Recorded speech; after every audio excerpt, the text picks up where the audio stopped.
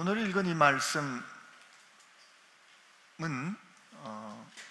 우선 뭘 우리 알 수 있어요? 성경을 읽고 난 다음에 반복이구나. 지난주에 우리 봤던 말씀을 다시 보는구나. 그죠? 그런 걸 깨닫게 됩니다. 맞습니다. 반복입니다. 한번 따라하세요. 성경에서 반복은 강조다. 네. 성경에서 반복하는 건 강조하는 겁니다. 창세기 1장에 하나님이 말씀하시니 말씀하신 대로 되었고 보기에 좋았더라. 이게 반복되는 것은 하나님께서 우리 삶에 말씀하시면 그 말씀은 말씀대로 이루어지고 혹은 이루어져야 하고 그 말씀대로 되어지면 좋은 일이다는 것을 우리 삶의 어떤 그 영적인 원리라 그럴까요? 아니면 영적인 구조, 아니면 영적인 작동 메커니즘, 이런 걸 가르쳐주는 반복. 오늘 읽은 이 부분은 지난주에 경험했던 이 창세기 기자를 통해서 우리에게 들려줬던 그 이야기를 오늘은 늙은 종의 입을 통해서 듣게 되는 거죠. 반복이에요. 그러니까 같은 내용이 다시 증언되지만 누가 얘기하는가의 차이가 있어요. 오늘 이 일을 통해서 우리도 한 해의 삶을 어떻게 살 것인가에 아주 좋은 귀한 교훈을 얻게 될 겁니다. 그리고 우리는 누군가에게 어떤 인상을 주는 사람이 될 것인가 깨닫게 될 텐데요. 소녀가 리브가가 달려가서 이 일을 어머니의 집에 알립니다. 지금 전체적인 상황을 보면 이 부두엘이 아버지로서의 권한 혹은 아버지로서의 그 행사를 잘 못하게 되는 상황이 아닌가 싶기도 해요. 왜냐하면 집안의 그 대표로서 자기의 오빠인 오라버니인 라반이 나오는 걸 보면 그렇습니다. 어쨌든 어머니의 집에 갔다고 이렇게 얘기를 해요. 그래서 그 다음에 이제 드디어 라반이 소개가 되는데, 리브가에게는 오라버니가 있어 그의 이름은 라반이라, 이거 얼굴이 희다 이런 뜻이에요. 그가 우물로 달려가 그 사람에게 이르러, 그 다음에 라반이 뭘 했는가를 들려주는데 그 들려주는 대목이 참 재미나요. 30절에 그의 누이의 코걸이와 그 손의 손목걸이를 보고,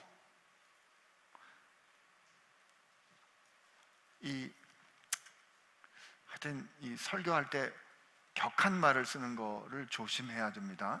모 눈엔 뭐만 보인다고요? 지금 여기 그의 누이의 코걸이와 그의 손의 손목걸이를 보고, 라반이 지금 이 상황에서 그가 뭔가를 봤을 때 사람은 보고 싶은 거를 보게 돼 있다 그래요. 사람 중요하게 여기는 게 먼저 보여요. 근데 지금 그 코의 코걸이와 손목걸이를 봤다라고 굳이 라반이 본 거를 여기에다 들려주는 거예요. 성경은 지금 라반이 어떤 사람이다라는 거를 직접적으로 말해주진 않지만 이 라반이 처음 소개되는 거거든요. 근데 이가 어떤 사람인지 우리에게 느낌을 주는 거예요. 그리고 또 그의 누이 리브가가 그 사람이 자기에게 이같이 말하더라 함을 듣고 그에게 달려감이라, 그때 그가 우물가 낙타 곁에 서 있더라. 이 낙타가 많은, 이 라반이 낙타 얘기를 많이 해요. 여러분, 낙타는 이 늙은 종이 그 일행과 더불어서 낙타 10마리를 데리고 가잖아요. 낙타는 당대로 치면, 지금 우리로 치면 뭐 벤츠나 무슨 롤스로이스나 이런 아주 정말 고급 운송수단이었던 거죠. 제가 이 라반에 대해서 제가 뭐 특별히 악감정이 있는 게 아니고, 이게 제가 이렇게 말씀을 드리는 이유는 나중에 이제 이삭의 아들 야곱이 형 에서로부터 그 아버지께 장자가 받을 축복을 이렇게 탈취하잖아요. 어머니하고 작당을 해서, 오늘 이 리브가하고 작당을 해가지고, 그래가지고 이제 에서가 막 자기 동생을 죽이겠다 그러니까 어머니가 너는 삼촌 라반 집에 가 있거라. 그래서 야곱이 삼촌 집에 20년을 있어요. 20년이 있으면서 거기 레아와 라헬이라는 두 부인과 그 각각의 시녀들로부터 아들 12를 낳잖아요. 그리고 그가 20년을 일한 다음에 야반도주 하듯이 삼촌 집을 떠납니다. 왜 야반도주 하듯이 삼촌 집을 떠나냐면, 삼촌의 아들 라반의 아들들이 뭐라고 얘기를 하냐면, 야곱이 우리 아버지의 양떼를 다 뺏어간다, 이렇게 얘기를 하는 얘기를 듣고, 그때 이제 하나님이 너는 집으로 돌아가라. 그러니까 이제 라반이 양털 깎으러 나갔을 때 아들들하고 자기 재산을 몽땅 챙겨가지고 바리바리 싸가지고 야곱이 도망을 가요. 근데 그때 라반이 그 사실을 알고 이제 막 뒤쫓아와서 급기야는 만나는데, 그때 만날 때 야곱이 뭐라고 얘기를 하냐면, 라반한테 내가 혹시 외삼촌의 양을 치다가 양이 잘못되면 그 모든 손해를 삼촌은 내게서 찾았습니다. 우리 일하다 보면 사고 날 수 있잖아요. 근데 지금 삼촌이 고용주란 말이에요. 그 일하다 본 손해를 다 이 야곱에게 라반이 찾았고, 그 다음에 결정적인 순간에 뭐라고 말하냐면, 라반 삼촌은 말이에요, 삼촌은 내게 품삯을 10번이나 조건을 바꿨다는 거예요. 그러니까 이게 점잖게 품삯을 조건을 10번이나 바꿨다는 거지, 돈 주기로 하고 안 주고, 주기로 하고 안 주고, 그게 급기야 나중에 야곱이 뭐라고 말하냐면, 오늘날 하나님께서 도와주셨으니까 이 정도 갖고 있는 거지, 하나님이 도와주시지 않았으면 내가 빈손으로 돌아갔을 것입니다 라고, 그가 삼촌 밑에 있었던 20년의 인생을 그가 정리합니다. 라반이 돈에 대해서, 이 물질에 대해서 굉장히 관심이 많았던 사람인 거 우리가 알 수 있어요. 그가 그렇게까지 얘기를 했는데, 라반이 오는 중에 하나님께로부터 너 야곱을 손대지 마, 이렇게 얘기를 들었어요. 그가 그렇게 얘기를 듣고선도 라반이 뭐라고 얘기하냐면, 나중에 볼 거니까 그냥 얘기를 들으세요. 오늘은 이 딸들도 내 딸이고, 딸들이 낳은 자식도 다 내 자식이고, 네가 지금 가지고 가는 양떼도 사실 다 내 거야 라고 여전히, 사실 야곱이 훔친 게 아니고 삼촌하고 조건을 정해서 그 조건에 맞는 얼룩진 양들하고 뭐 주름무늬 그런 양떼들만 가지고 가는데도 그렇게 말하는 사람이 라반인 거예요. 근데 그 라반이, 그래서 그 눈에는 뭐가 보였다? 코골이와 그게 보인 거예요. 전체를 읽고 난 다음에 우리가 이제 다시 처음에 볼 때는, 성경이 라반을 향해서 이런 사람이라고 얘기를 해주나? 이렇게 얘기하는 거죠. 그 다음에 근데 그거 뭐라고 말하냐면, 라반이 이르되 여호와께 복을 받은 자여 들어오소서, 어찌 밖에 서 있나이까? 내가 방과 낙타의 처소를 준비하였나이다, 이렇게 얘기합니다. 여호와께 복을 받은 자여, 인사 아주 좋잖아요. 근데 이렇게 보니까 라반은 여호와께 받은 복을 뭐로 본다? 물질로 보는 거 아닐까, 이런 생각 우리 하게 되는 거잖아요. 여러분들도 이 교회 신앙생활 같이 하면서 혹시 우리 자신이나 아니면 주변에 있는 사람들 그런 모습 보게 되잖아요. 안 목사는 좀 잘 사는 사람이나, 안 목사는 좀 사회적인 명성이 있는 사람한테는 인사를 30초는 더 길게 하는 것 같더라, 악수를 더 오래 하는 것 같더라, 이런 모습을 보면 말은 안 하지만 섭섭하죠.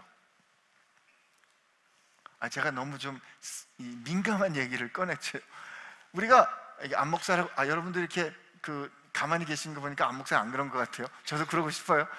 야고보서에도 뭐 그런 얘기 나오잖아요. 너희 그 잘 차려입고 들어오면 좋은 자리에 앉고, 허름한 자리에 오면 이렇게 막대하는 거를 야고보 사도가 꾸짖지 않습니까? 라반이 그 아브라함 집안인데도 불구하고 눈에 보이는 이제의 밝은 물질에 따라 움직이는 삶의 태도를 갖고 있고, 그것을 향하여 여호와의 복을 받은 자여라고 판단하는 이 모습에 대해서 성경은 왠지 그냥 좀 좋은 점수를 주는 것 같지 않다, 이 말이에요. 이 라반의 태도에 대해서 이제 늙은 종의 모습을 보여주는데, 보세요. 이 32절에 그 사람이 집으로 들어가면 라반이, 보세요. 이게 꼭 이렇게 안 써도 되는데 제가 이렇게 좀 못되게 읽어서 그런지 모르겠어요. 라반이 낙타의 짐을 부리고, 이게 우리로 바꾸면 라반이 벤츠의 짐을 부리고 집과 사료를 벤츠에게 주고 그 사람의 발과 그 동행자의 발 씻을 물을 주고 그 앞에 음식을 베푸니, 이렇게 되어 있는 거죠. 지금 이게 왠지 이게 좀 능력 있는 사람이 우리 집에 왔구나라고 이렇게 이제 환대를 한 겁니다. 그 다음에 그 사람이 이르되, 33절입니다. 그 앞에 음식을 베푸니, 지금 음식을 잘 대접한 거죠. 저는 어저께 이 말씀 보면서 그냥 가슴이 철렁했어요. 저 같으면 주님 감사합니다, 바로 밥 먹었을 것 같아요. 제가 이 주님 닮고 싶은데 어디엔가 주님이 먹기를 탐하는 자라고 평가받으신 거 있거든요. 그거는 많이 닮은 것 같아요. 왜냐면 아내로부터 늘 당신은 늘 하나 더 먹는 게 문제야 라고 평가를 받거든요. 저 같으면 지금 배도 고프고 힘들고 그런데 음식을 착 차려놨으니 그냥 먹었을 것 같아요. 그런데 그 사람이 이르되 내가 내 일을 진술하기 전에는 먹지 아니하겠나이다. 내가 내 일을, 내가 말해야 하는, 내가 확인해야 되는 이 내 일, 이때 이 내를 드바르거든요. 내가 이 내 일을, 하나님께서 내게 주셔서 행하신 이 내 일을 내가 드바르, 말하기 전에는 먹지 않겠습니다. 내가 해야 할 일을 하기 전에는 하지 않겠습니다, 이런 뜻이에요.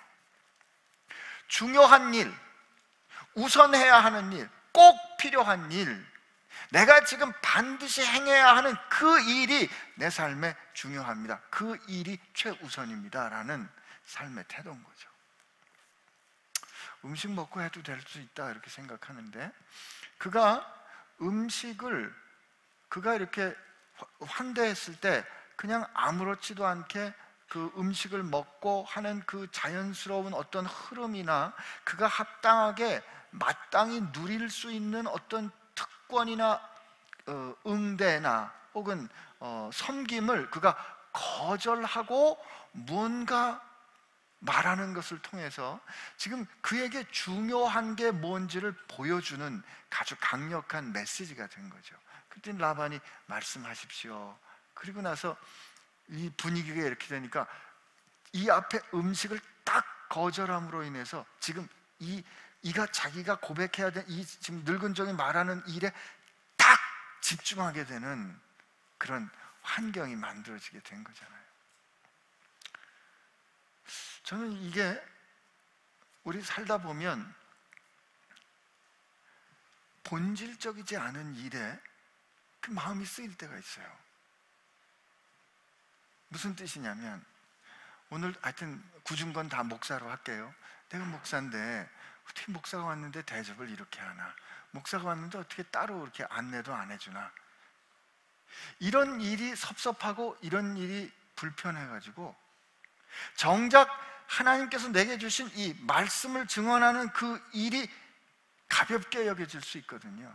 내가 갔는데 나를 잘 못 알아보거나, 내가 갔는데 나에 대한 어떤 그게 그러면 그럴 때, 혹은 그 일을 해야 되는데 나를 위해서 준비한 어떤 글쎄 그 일은 우리 나중에 하고요, 이 일 먼저 하지요 라는 그런 결정들이 우리 가운데 있을 때, 저 사람은 뭐가 중요한 사람이구나 라는 메시지를 보여줄 수 있는 거잖아요. 그리고 그 일이 참 중요하구나. 여러분 살다가 혹은 일하면서 여러분들이 느낄 때 좀 섭섭하거나 혹은 지나치거나 이 중요한 일이 뭐다라는 걸 드러내야 할 땐 여러분들이 받을 수 있는 혹은 여러분들이 합당하게 누릴 수 있는 것들을 잠깐 중단하는 거, 이거 굉장히 좋은 지혜입니다.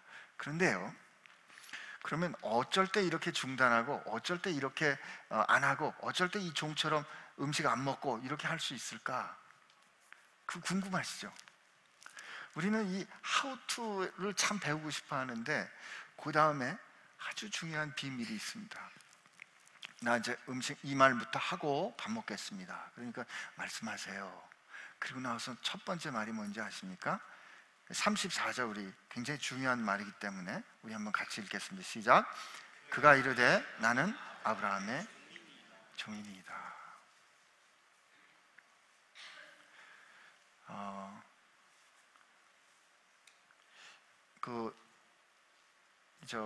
히브리 말 순서로 보면 종 아브라함의 나의 주 이렇게 돼 있어요. 그러니까 지금 보세요. 라반이 자기 동생이 갑자기 그 코골이하고 이 팔찌를 이렇게 하고 왔단 말이에요. 그리고 이제 얘기를 듣고 보니까 가서 보니까 낙타가 10마리에 막 엄청난 보화를 가지고 온 잠자는 사람이 여기 들어와 있어요. 그래서 그를 굉장히 존귀하게 존대했어요. 그런데 그 존대한 그에게 음식을 배설하고 앉아서 지금 굉장히 존중을 표하고 있는 그가 내 중요한 일이 있습니다. 내가 좀 말해야 되겠는데 말씀하십시오. 그런 그의 입에서 나온 첫 번째 말이 뭐냐면 종입니다. 나는 이거예요. 자기 이름도 말 안 합니다. 종입니다. 아브라함의 내 주인인.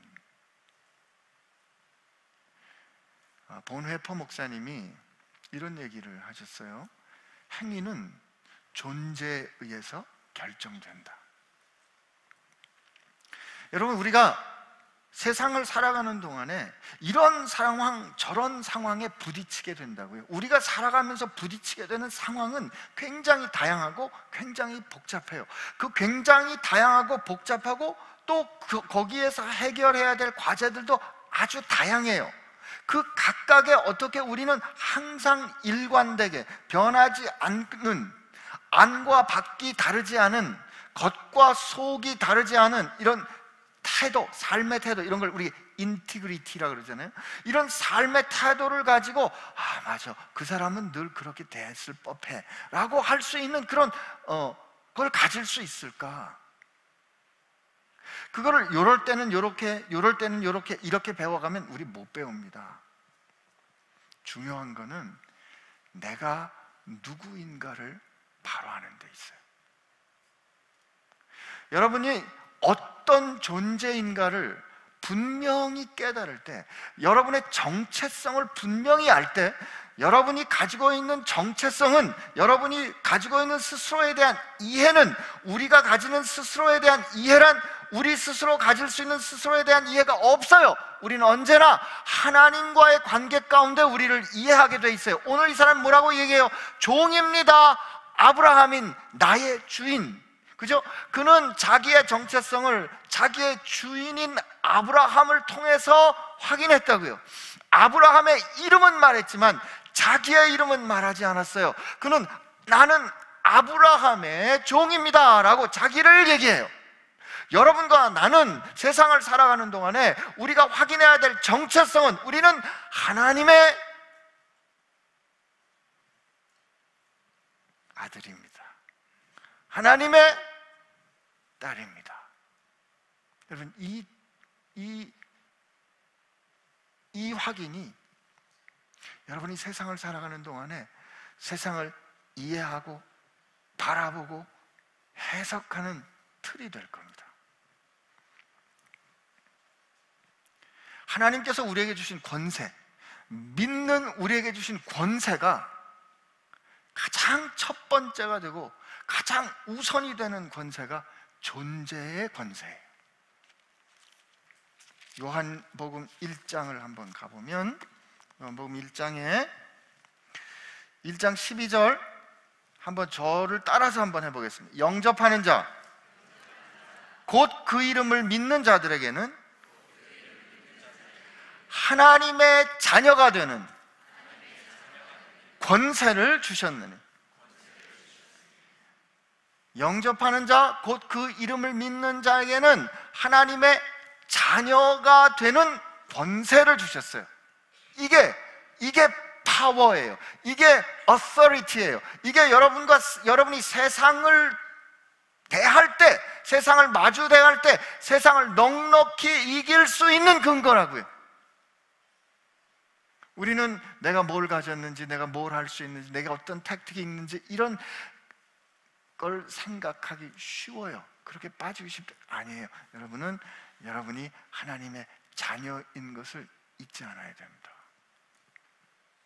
내가 하나님의 자녀일 때, 하나님의 자녀로서 이 상황을 바라볼 때 이 상황에서 뭐가 중요한 일인지를 보인다고요. 볼 수 있다고요. 만약에 여기 무슨 일이 나서 이 치워야 될 일이 있으면 진짜 이 교회의 주인 된 사람은 그거 치웁니다. 손님은 손 안 댑니다.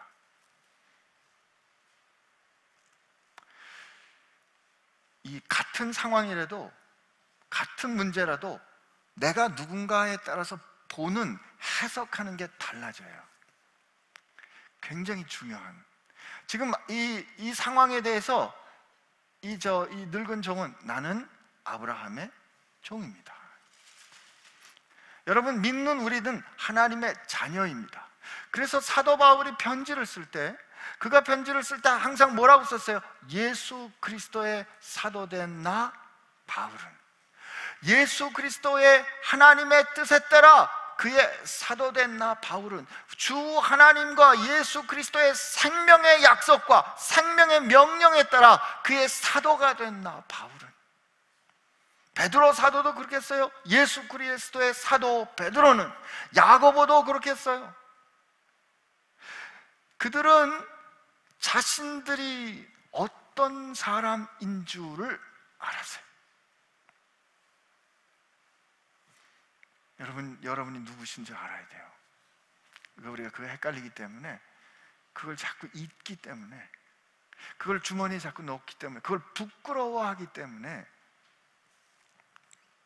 세상에서 우리가 볼품없게 사는 거죠. 힘이 없게 사는 거죠. 오늘까지 쫓아온 하나님의 말씀을 우리가 하나님의 말씀이라고 믿는다면 천지를 지으신, 천지를 통치하시는 그 하나님 엘로힘, 이스라엘 민족을 어둠 가운데 있는 그들을 구해내신 그 야훼 하나님이, 야훼 엘로힘 그 하나님이 내 아버지 되신다고요. 나를 위하여 생명을 주신 그 예수께서 나를 구원해 주신 그리스도라는 게 내 믿음이고, 그것이 사실이라고 우리가 믿는다면, 우리가 그분의 자녀, 그분께 속한 사람이 됐다라면 천지를 지으신 분을 향하여 아버지라고 부른다니까요. 여러분들이 그렇게 결심할 수만 있다면, 그 믿음을 우리가 살아낼 수만 있다면, 우리 지금 겪는 미세먼지도 다르게 보이게 될 거예요. 중국을 탓하는 게 아니라, 아버지 이거 어떻게 해결하면 좋겠습니까? 저도 예수 믿는 사람은 스케일이 그 정도는 돼야지, 그냥 어떻게 하면 좋은 마스크 껴야 돼요. 근데 이게 문제를, 아버지 이거 어떻게 해결하면 좋겠습니까? 그게 하나님의 자녀인 거죠. 그리고 이제 이 사람이 얘기를 하는데, 저는 오늘 얘기하는 거 참 보면서, 하나님, 주님 약속이 너희들은 뭘 어떻게 얘기할지 염려하지 마라, 성령께서 가르쳐 주신다 그랬는데, 우리 5절에서 38절까지 우리가 한번 같이 읽어보겠습니다. 시작. 여호와께서 나의 주인에게 크게 복을 주시어 창성하게 하시되 소와 양과 은금과 종들과 낙타와 나귀를 그에게 주셨고, 나의 주인인 아내 사라가 노년에 나의 주인에게 아들을 낳음에 주인이 그의 모든 소유를 그 아들에게 주었나이다. 나의 주인이 나에게 맹세하게 하여 이르되 너는 내 아들을 위하여 내가 사는 땅 가나안 족속들의 딸 중에서 아내를 택하지 말고 나의 집, 내 아버지의 집, 내 족속에게로 가서 내 아들을 위하여 아내를 택하라 하시기로, 이렇게 됐거든요.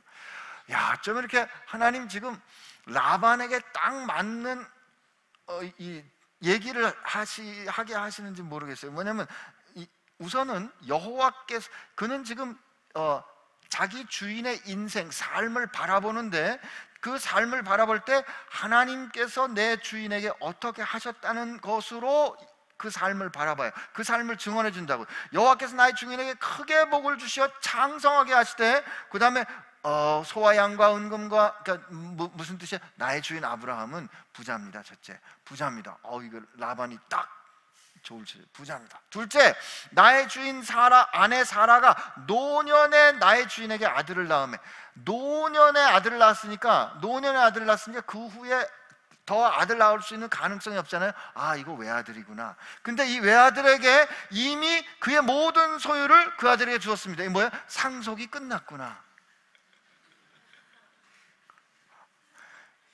지금 이 부잣집의 동생을 시집 보낼 수 있겠구나. 형제랑 나눌 필요가 없겠구나. 이미 유산 다 받았구나. 이게 라반의 그 관심사에 지금 아주 딱 맞아 떨어지는 얘기예요. 그런데 뭐라고 얘기를 하냐면, 나의 주인이 가나안 족속 중에서는 아내를 택하지 말고 내 족속에 가서 아내를 택하라는 거예요. 그러니까 집안에 이 부가 이렇게 내려가도록 하겠다는 그런 뜻을 가진 거죠. 내가 내 주인에게 여쭈되 혹 여자가 나를 따르지 않으면 어찌하리까? 그랬더니 주인이 내게 이르되 내가 섬기는 여호와께서 내가 늘 그 앞에서 걷는 하나님이 내게 말씀해 주시 그의 사자를 너와 함께 보내어 내게 평탄한 길을 주시리니 너는 내 족속 중 내 아버지 집에서 내 아들을 위해 아내를 택해야 할 것이니라. 그러니까 지금 내가 이 일을 위해서 왔습니다 라고 이제 얘기를 하는 거예요. 그 다음 보세요. 내가 내 족속에 이를 때 내가 내 맹세와 상관이 없으리나 만일 그들이 내게 주지 아니할지라도 내가 내 맹세와 상관이 없으리라 하시기로. 이 말은 무슨 뜻이냐면, 제가 지난주에 잠깐 말씀드린 것처럼 하나님이 사자를 먼저 보내주실 거기 때문에 네가 가서 그렇게 노력을 했는데 만약에 거기 적절한 며느리감이 없다 그러면 그건 네가 할 수 있는 일이 아니니까 너 나한테 반드시 내 족속 딸들 중에서 며느리감을 갖고 오게 한 그 맹세하고 상관이 없는 일이야. 이 일은 하나님께서 하시는 일이야. 염려하지 말고 가! 라고 아브라함이 얘기를 했어요. 그래서 제가 오늘 우물에 이르러 말하기를, 여기 보세요. 여러분 이렇게 기도해야 돼요. 내 주인 아브라함의 하나님 여호와여, 만일 내가 행하는 길에 형통함을 주실진데. 이런 태도 가지고 우리 지금 자기 정체성을 한 번도 잃지 않아요. 내가 이 우물 곁에 서 있다가 젊은 여자가 물 길러 오거든 내가 그에게 청하여 너는 물동이의 물을 내게 조금 마시라 하라 하여 그의 대답이 당신은 마시라. 내가 또 당신의 낙타를 위하여서 기르리라 하면, 저는 이거를 제 뜻으로 생각하면, 하나님 사실 우리 주의 종의 아들 이삭이 그 며느리를 부인을 얻으려면 이 많은 재산을 잘 안주인으로 건사하려면 이게 좀 사람이 국량이 커야 되고 다른 사람도 배려할 줄 알고 다른 사람도 볼 수 있는 지혜가 있는 사람이어야 되는데, 이거를 어떻게 표현한 거예요? 내가 물 좀 달라고 하면 나와 함께 온 낙타에게도 물을 줄 수 있는 그런 지혜와 심성을 가진 여자라고, 그가 그렇게 하면 그 여자는 여호와께서 내 주인의 아들을 위해 정하여 주신 자가 되리이다 라고 그가 하나님께 요청을 했는데, 보세요. 45절에 내가 마음속으로 말하기를 마치기도 전에, 내가 지금 마음속으로 말했기 때문에 이 리브가는 들을 수가 없어요. 그죠? 근데 그때 여기 드디어 리브가가 나온 거예요. 그때는 처음에 어떤 예쁜 아리따운 처녀가 와서 그렇게 했는데, 그리고 일이 일어났잖아요. 일이 일어나고 난 다음에 팔찌도 주고 코걸이도 주고 팔걸이도 주고, 그리고 나서 너 누구의 딸이냐 그랬더니 이름은 리브가고 나홀의 딸입니다.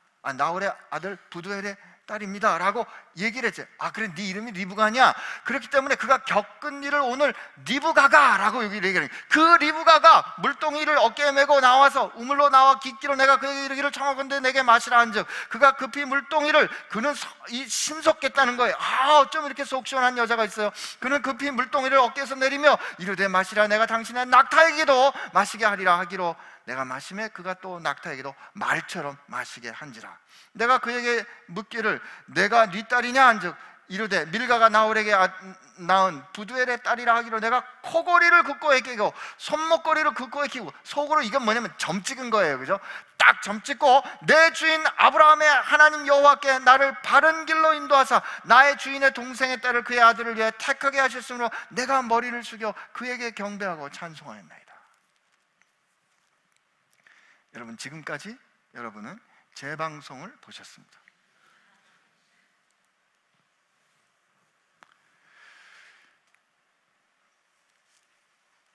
사실 이 사람이 직접 했던 기도 중에 우리가 좀 잘 봐야 될 게 뭐냐면, 우리 앞에 부분을 한번 가서 봅시다. 12절에 이렇게 돼 있어요. 그가 이르되 우리 주인 하나님 아브라함의 하나님 여호와여 원하건대 오늘 나에게 순조롭게 만나게 하사 내 주인 아브라함에게 은혜를 베푸시옵소서. 이렇게 얘기했죠. 지금 이 종이 말이죠, 주인을 축복하고 있는 거예요. 그가 지금 이 상황에 와서 내 주인 아브라함에게 하나님 헤세드를 베풀어 주십시오 라고 그가 주인을 축복해요. 주인을 축복한다고요? 그가 그렇게 축복하고 난 다음에 14절에 보니까 뭐라고요? 한 소녀에게 이르기를 청하건대 너는 물동이를 기울여 나를 마시라 하라 하리니 그 대답이 마시라 내가 당신의 낙타기도 마시라 하리라 하면 그는 내 주께서 주의 종 이삭을 위하여 정하신 자라. 이로 말미암아 주께서 내 주인에게 헷세드 베푸심을 내가 알겠습니다. 축복한 것이 현실로 된 것을 내가 이렇게 확인하고 싶습니다 라는 거죠. 이게 그리고 난 다음에 27절에 뭐라고 그가 얘기하냐면 나의 주인 아브라함의 하나님 여호와를 찬송하나이다. 내가 나의 주인에게 주의 헷세드와 주의 에메스 성실을 그치지 아니하였사오며 여호와께서 길에서 나를 인도하사 내 주인 동생의 집에 이르게 하셨나이다. 그를 축복했는데 축복한 것이 이렇게 이루어질 믿음이 그가 현실로 경험하고 하나님을 찬양하는 거예요. 이 짧은 하루에 있었던 일이지만 이게 믿음의 사람이 어떻게 살아가는가, 기도와 행동이 어떻게 그 현실 가운데 이루어지는가 하는 거를 이 짧은 하루 동안의 일을 통해서 보여주는 거예요. 그를 축복했어요. 축복한 대로 이렇게 이루어지기를 믿었어요. 그런데 그렇게 그것이 삶의 현실이 돼서 그 일로 인하여 그 일을 행하신 하나님을 찬양했잖아요. 자기가 기쁜 일이 아니지만. 그러나 아브라함에게 그렇게 하신 그 하나님의 일을 은인 진심으로 기뻐했다고요. 그런데 오늘 이렇게 하나님께 축복하고 그렇게 될 거라고 믿었던 그 일이 이렇게 이루어짐으로 인하여 찬양했던 거를 이 사람이 뭐해요? 재방송했잖아요. 간증한 거잖아요.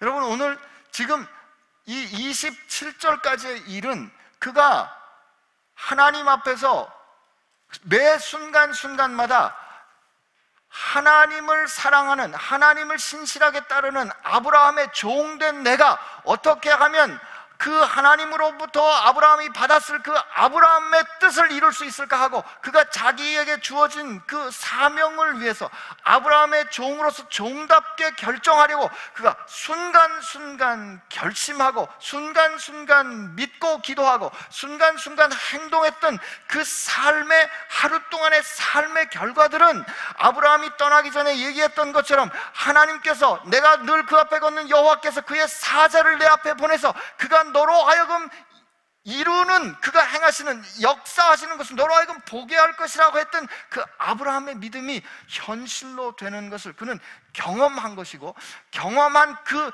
지금 라반에게 이 늙은 종이 말하는 그 시점은 말이에요, 그 시점은 아브라함에게 맹세하고 그가 가나안 그 땅을 떠나서 오늘 여기까지 이르러 그가 경험했던 모든 과거를 돌이켜보는 간증이자 증언이자 고백인 거죠. 이때 우리는 비로소 뭘 알게 돼요? 하나님께서 내 주인 아브라함의 아들 이삭을 위한 부인을 예비하셨구나를 깨닫게 되는 거예요. 여러분, 이거를 우리는 예정하셨다는 거예요. 우리 고백하는 신앙 중에 가장 어려운 신앙 고백 중에 하나가 하나님께서 구원받을 사람들을 정하셨다, 하나님은 미리 정하셨다, 미리 아시고 정하셨다. 거기에 대해서 우리가 늘 불만이 가는 거, 그러면 누구는 정하시고 누구는 정하지 않으셨냐라는 걸 가지고 늘 불만을 가지고 그걸 따져요. 여러분, 성경에서 나오는 이 예정하셨다, 하나님께서 정하셨다는 것은 고백입니다. 돌이켜 보건대 깨닫게 되는 은혜예요. 다시 한번 제가 설명을 좀 드릴게요. 오늘 지금 이 늙은 종이 이 라반에게 이 이야기를 할 때까지, 늙은 종이 여기 왔을 때, 그가 그렇게 기도할 때, 그 기도가 끝나자마자 그 아리따운 처녀가 그렇게 물길로 올 줄 알았어요? 몰랐어요? 몰랐죠. 그런데 그가 그렇게 왔는데 그가 말한 대로 어쩌면 그렇게 행동할지 그가 알았어요? 몰랐어요? 몰랐죠. 그가 그렇게 행동하고 난 다음에 네 집 딸이냐 그랬더니 나홀의 아들 부두엘의 딸인 거 알았어요? 몰랐어요? 몰랐죠. 그런데 그 이루어진 모든 일들을 지금 겪어보니까 어쩌면 하나님께서 그렇게 예정하시지 않았으면 될 일이 아니라는 걸 깨닫잖아요. 여러분, 사도 바울 얘기를 한번 해봅시다. 사도 바울이 그가 다메섹 도상에서 부활하신 예수님을 만났을 때 그가 부활하신 예수님을 만날 거라고 알았어요? 몰랐어요? 몰랐죠. 그는 하나님 그리고 예수님을 따르는 그 도를 따르는 남자와 여자, 젊은이와 늙은이를 남녀노소를 막론하고 그들을 잡아 가두려고 살기가 등등해서 달려가던 길이었다고요. 그는 부활하신 예수님을 만날 의도도 없었고 뜻도 없었고 계획도 없었다고 해요. 어떤 단초도 어떤 깨달음도 없었어요. 그러나 그가 부활하신 예수님과 부딪히고 난 다음에 그가 들었던 말씀은 뭐예요? 너는 내가 내 뜻을 위하여 택한 내 그릇이라는 걸 듣게 되잖아요. 사도 바울이 그래서 나의 나 된 것은 하나님의 은혜라고 고백하는 겁니다. 내가 지금 그렇게 부르심을 받고 나서 내 자신의 삶을 돌이켜보니까 내 능력으로는, 내 깨달음으로는, 내 생각으로는, 내 노력으로는 도저히 하나님 앞에 갈 수가 없는 존재였던 거예요. 그때 하나님이 거기 계셨고, 그때 내가 하나님을 몰랐지만 하나님은 나를 붙잡고 계셨고, 그때 그 사람을 통해서, 그때 그 상황을 통해서 내가 하나님을 오늘 이렇게 알게 하셨구나. 하나님, 오늘 내가 이렇게 된 것은 하나님께서 나를 이끌어주신 이런 하나님의 예정함이 있던 거군요 라고 깨달아 알아 고백하는 게 하나님께서 나를 택하신 겁니다 라는 고백이에요. 오늘 이 라반은 그가 겪었던 이 하루 동안의 일을 통해서 하나님이 지금 여기와 함께 하고 계신 것을 알았어요. 뭐로 알았어요? 일어난 일, 사실을 통해서 알았잖아요. 그의 삶에 일어난 일을 통해서 그가 깨닫고 알았거든요. 이건 내가 하나님은 나를 사랑하셔 라고 내가 그렇게 느낌으로, 오늘 그런 느낌이 와 이게 아니라 하나님이 나를 사랑하시는 건 내가 느낌과 상관없이 그 삶의 역사로 변할 수 없는 사건으로 그렇게 서 있잖아요. 그렇게 서 있기 때문에 그 서 있는 하나님은, 그 언약의 신실하신 하나님은 사랑하시고 그 언약의 변함이 없인 신실하신 하나님, 오늘 내 삶의 자리에 여기까지 인도하셨기 때문에 그러므로 나는 이후로의 삶도 그렇게 인도해 주실 줄로 믿을 수 있는 거예요. 오늘 이 종이 그렇게 택하신 일을 쭉 얘기하고 난 다음에 뭐라고 그가 마지막에 얘기를 하냐면, 이제 당신들이 인자함과 진실함으로 내 주인에게 대접하려거든. 지금 이게 은근히 푸시하는 거예요. 이게 예스 하라는 거예요. 예스 하는 거예요. 하나님이 이제까지 이렇게 내가 지금 리브가 만나가지고 여기까지 오게 된 게 하나님의 그 인자하심과 헤세드 하심과 하나님의 성실하심으로 해주신 결과입니다. 그것처럼 당신들이 이제 예스 하는 거는 그 하나님의 인자하심과 진실하심에 여러분들이 따르는 순종인 건 내가 알아요. 여러분들 그렇게 하시면 내게 알게 해주시고, 그렇게 하지 아니하실지라도, 야, 이 기막히지 않습니까? 그렇게 하지 아니하실지라도 내게 알게 해주셔서 내가 우로든지 좌로든지 행하게 하소서. 여러분, 저는 이 마지막 말을 이렇게 읽었습니다. 지금 이 늙은 종은 이제까지 이끌어온 것이 하나님의 뜻인 걸 알았어요. 이건 의심할 여지가 없어요. 하나님은 지금 이 리브가가 이삭의 짝이라고 말씀해 주신 거예요. 그러니까 그냥 하나님이 이렇게 말씀하시는데 뭐 하는 거예요? 지금 그냥 빨리 예스라고 대답을 하세요 라고 강권하지 않는 이 태도는 뭘까? 아하, 하나님의 뜻을 이룸에 있어서 하나님의 뜻대로 하기를 순종함으로 기다리는 이 태도 말이죠. 여러분, 우리가 어떻게 하다 보면 이제까지 이끌어온 하나님의 뜻을 잘 아니까 그냥 내가 그 뜻마저 이루려고 내가 어떻게 해보려는 그런 결정을 하기 쉬워요. 그런 실수하기 쉽다고요. 이제까지 이렇게 해온 결과로 보면 요거는 내가 더 하는 게 맞아, 이렇게 말하는 게 맞아 라고 할 때 그때 하나님이 그렇게 하실 거냐 이 말이죠. 여러분, 그때 하나님이 행하시는 일을 하나님이 행하실 수 있도록 내어드리는 삶이 신실한 삶입니다. 우리가 자칫하면 이제까지 해온 경험 때문에 이건 그냥 이렇게 하는 게 맞아 라고 내 뜻을 강제할 수 있거든요. 오늘 이 종은 그렇게 하지 않습니다. 하나님의 인자하심과 하나님의 신실하심을 따라 여러분이 응대하시면 그렇게 하십시오. 그러나 그렇지 않으면 말씀하십시오. 내가 그러면 다른 길을 가겠습니다. 하나님을 따라 그 부르심에 따라 평생을 쫓아왔던 모세가 느보산에서 가나안 땅에 들어가지 못하고 죽을 때 모세가 그렇게 여러 번 하나님 나 저 가나안 땅에 들어가고 싶어요 그랬지만 하나님 넌 됐어, 거기까지야. 그러면 거기까지 서는 게 하나님의 뜻을 이루는 거라고요. 오늘 이 늙은 종은 그 하나님의 뜻에 언제나 순종하고 청종하는 그 지혜를 놓치지 않았습니다. 그리고 마침내 하나님은 당신의 뜻을 이루어 가십니다.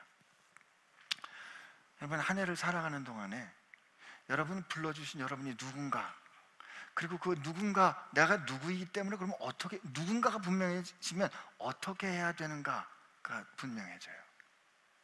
그럴 때 하나님의 뜻이 이렇게 선택하는 걸 통해서 이루어질 줄로 믿고, 내가 하나님의 자녀이기 때문에, 그리고 하나님의 자녀로서, 예를 들면 제가 하나님의 자녀인데 하나님의 자녀로서 병원에 보내졌을 때 이때 하나님의 자녀로 병원에 보내진 내가 어떤 역할을 해야 될까 하는 거기에 따라서 결정했으면 그 결과 혹은 내가 그렇게 말한 발언에 대해서 상대방이 어떻게 말할까를 염려하는 것을 중단해야 비로소 여러분은 하나님의 뜻에 집중할 수 있다고요. 우리가 하는 많은 실수 중에 하나가, 내가 이렇게 말하면 저 사람은 어떻게 말할까, 저 사람이 어떻게 말하면 혹시 내가 기대하는 거랑 다르면 혹시 이게 잘못되는 게 아닐까, 저 사람이 어떻게 말할까를 염려하기 시작하면 그러면 나는 진실할 수 없습니다.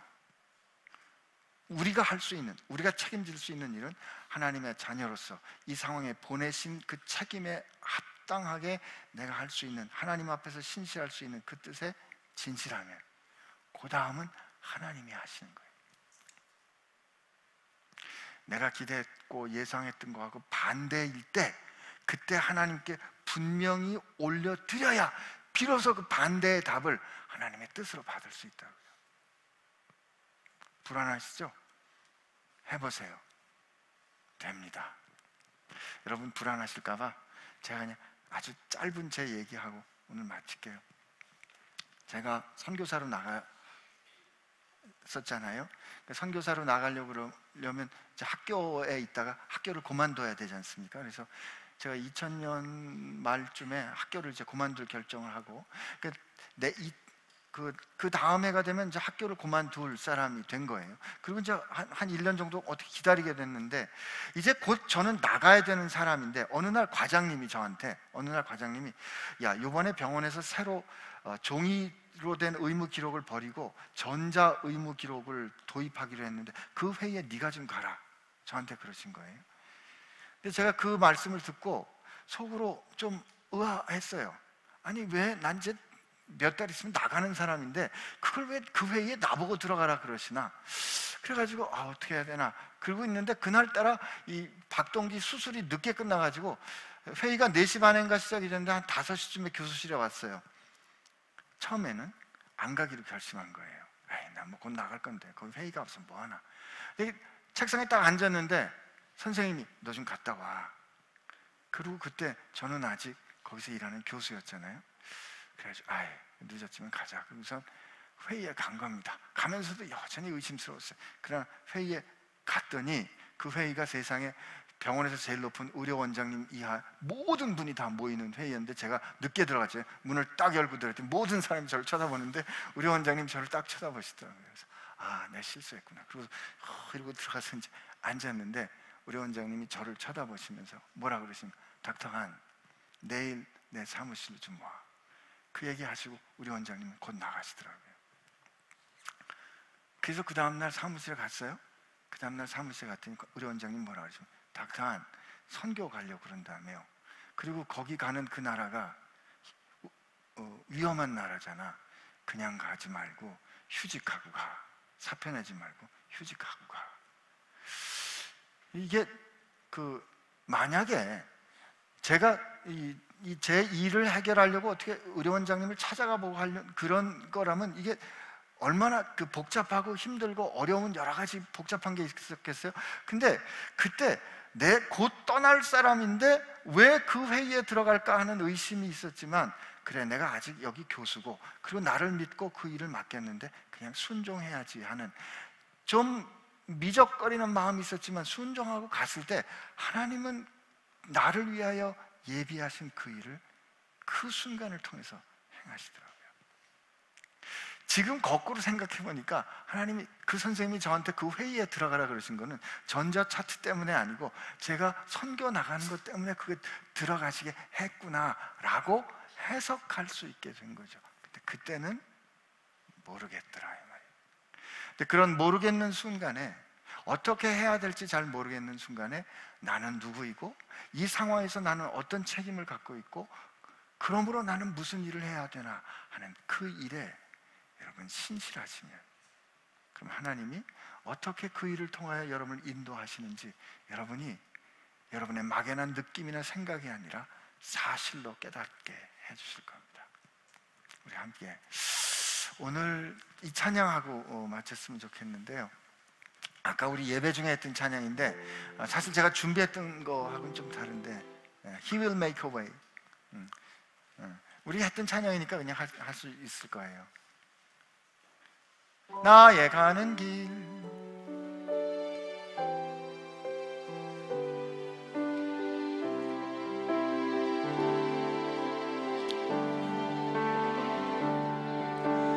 나의 가는 길 주님 인도하시네.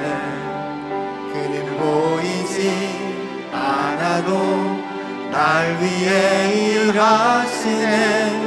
주 나의 인도자 항상 함께 하시네. 사랑과 힘 베푸시며 인도하시네.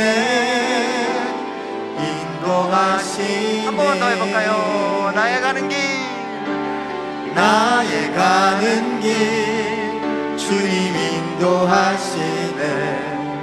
그는 보이지 않아도 날 위해 일하시네. 주 나의 인도자 항상 함께 하시네. 사랑과 힘 베푸시며 인도하시네. 인도하시네. 광야의 길을 만드시고 날 인도해. 사막의 강 만드신 것 보라. 하늘과 땅 면에도 주의 말씀 영원히 내 삶 속에 새 일을 행하리. 나의 가는 길 주님 인도하시네. 그는 보이지 않아도 날 위해 일하시네. 주 나의 인도자 항상 함께 하시네. 사랑과 힘 베푸시며 인도하시네. 인도하시네. 우리 같이 기도할까요? 하나님, 미리 하나님 뜻 다 가르쳐 주시면 좋을 것 같은데 하나님 그렇게 하시지 않네요.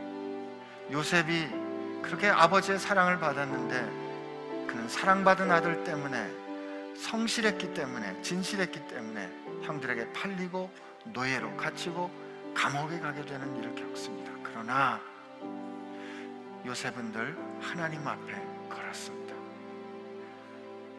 우리 하나님 앞에 오늘 기도할 때, 하나님 올 한 해 새롭게 펼쳐진 삶을 살아갈 때 하나님 내게 주신 권세, 하나님의 자녀가 된 권세, 하나님의 자녀로 이 세상 가운데, 내 환경 가운데, 내 직장 가운데, 내 상황 가운데 하나님의 통치를 드러내야 될 그 권세, 하나님 저로 사용하는 사람 되게 해주시고, 어떤 상황에 부딪힐 때 내가 누구인지 보게 해주시고, 그러면 하나님의 자녀답게 어떤 결정을 해야 될지 그 우선순위를 깨닫게 지혜를 주시고 용기를 주시고, 그리고 하나님께서 행하시는 것 믿음으로 바라보는 담대함 우리 가운데 허락하여 주옵소서.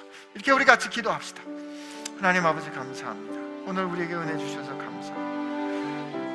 이 늙은 종의 간증을 통해서 우리가 한 해를 어찌 살아야 하는지 깨닫게 해주신 참 감사합니다. 그렇습니다. 하나님, 염려하지 않을 때, 내가 누구인지를 분명하게 깨달을 때, 하나님 내가 무엇을 먼저 해야 되는지 우선순위도 분명해지고 어떻게 해야 되는지 그것도 깨닫게 될 줄로 믿습니다. 하나님, 하여 우리가 하나님의 사람답게 부끄럽지 않은 삶 살 수 있도록 도와주시고 이끌어주시고, 힘들고 흔들릴 때마다 우리가 하나님의 자녀된 것 내 안에 살아계신 성령님께서 가르쳐 주옵소서.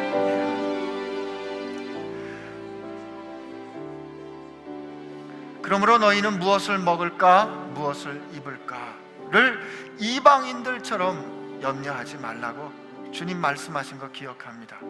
이방인의 기준은, 누가 이방인인가는 하나님을 향하여 아버지라고 부르지 못하는 사람들이 이방인이라면, 하나님, 우리는 하나님을 향하여 아버지라 부르는 하나님의 자녀가 되는 권세를 받았사오니, 그러므로 주님, 우리가 무엇을 먹을까 무엇을 입을까를 염려하느라고, 다른 사람들의 눈치를 보느라고 오늘 내 삶에서 무엇의 우선순위를 둘지를 잃어버리는, 헷갈리는 바보 같은 삶을 사는 것이 아니라, 하나님을 아버지라 부르는 자녀가 된 권세를 가지고 하나님의 사랑받는 자녀답게 내가 무엇을 우선해야 할까, 어떻게 말해야 할까, 어떻게 믿음으로 결정해야 할까, 그리고 어떻게 결과를 주님께 올려드리고 신뢰해야 할까를 배우며 행하며 누리며 사는 삶 되게 하여 주옵소서.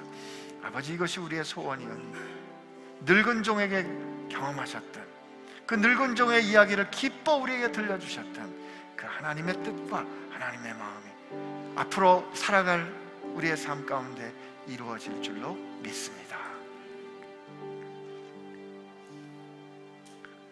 하나님을 알 수도 없고 하나님을 부를 수 있는 능력도 없는 완전히 불가능한 우리들을 먼저 사랑하시어서 우리가 하나님을 아버지라 부를 수 있도록 생명을 주신 예수님의 은혜와 우리가 생각하고 꿈꾸고 계획하는 것과는 비할 수 없는 완벽하고 아름다운 것으로, 존귀한 것으로, 그 계획으로 우리를 인도해 주시는 하나님 아버지의 사랑하심과, 우리가 흔들리고 두려워할 때마다 우리 안에 살아계시어서 우리가 하나님의 자녀인 것을 증언해 주시는 성령님의 역사하심과 힘주심이 이제 내가 누구인지를 분명히 하고 살기로 새롭게 결심하는 사랑하는 지체들 가운데 함께 하시기를 주의 이름으로 축원하옵나이다.